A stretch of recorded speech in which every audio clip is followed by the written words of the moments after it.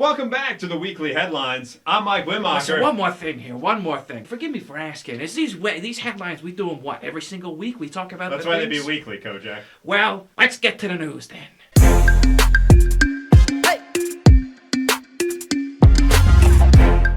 Despite the hemming and hawing of Darren Bailey, other Republicans in the race, and this kind of racist campaign ad that stops short of asking, do you really want a black governor? Black Lives Matter promotes looting our cities, defunding the police, and deconstructing the nuclear family. And Richard Irvin wants to be the Republican candidate for governor, only in Illinois. Richard Irvin is leading a new poll by quite a bit, 33 points compared to Bailey's 21 and Sullivan's 10.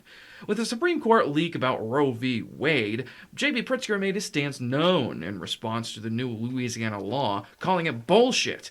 It'll be interesting to hear Irvin's take, considering this is what we saw last time. Those circumstances? You would allow abortion in those circumstances? I think we're done. The Springfield City Council approved the purchase of property to serve as the home for the city's planned teen empowerment zone earlier this week. The center is intended to reduce youth gun violence by giving teens an outlet for more positive activities, including job training, financial literacy, music, arts, and more. By the way, there was a single vote cast against this purchase. Anyone care to take a guess who cast that no vote? Anyone? Yeah, you're right, Mr.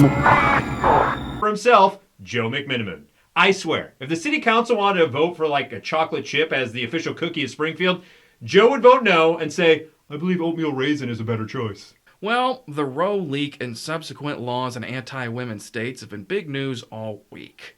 There are even some places where the law will say life begins at conception, and any pregnancy termination, including fucking miscarriages, could get you a murder charge.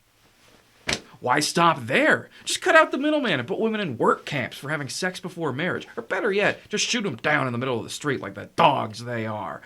Some famous women, such as Bette Midler and Joy Behar, are suggesting women go on sex strikes. Just women? Joke's on you, said Madison Cawthorn. If you couldn't tell, by the way, I blurred out the whole screenshot, since if I actually showed Madison Cawthorn shoving his cousin's mouth, the video would get deleted pretty quick. But enjoy the mental image. With the news coming out that in a matter of just a month or two, Roe v. Wade will be overturned by the Supreme Court, the creepier, more horrible version of Quagmire, Representative Matt Gaetz, set out in this tweet concerning the protests that are happening all across the country due to this ruling. Let's take a look at it right here, shall we? Read along with me. How many of the women rallying against Roe v. Wade are overeducated, underloved millennials who sadly return home from protests to a lonely microwave dinner with their cats, and no Bumble matches? So many things to address here. First, to Matt, overeducated is anything over 10th grade, as that's the age range he tends to like to interact with. Also, to that end, Gaetz doesn't love millennials because they're too old for him. Secondly, the reason Gatesy disdains Bumble so much is he prefers his matches via Venmo. And finally, Matt, do you really want this decision to be overturned? I mean, think of all the child support you're going to have to pay, not only for the kids, but also the kids you knocked up. The new trailer for Disney Plus's ObiWan Kenobi series dropped this week, and we got to see a little more of what the series has to offer, such as Luke hitting the meanest whip this side of Mos Eisley, Uncle Owen wrecking Obi-Wan, and Tatooine, because shooting in a desert means less CGI you have to do. It seems we'll see some more of Hayden Christensen as Vader as well, and hopefully get some redeeming badass moments and less of this. New York Rangers goalie Igor Shesterkin made 79 saves in a playoff game against the Pittsburgh Penguins earlier this week and still lost.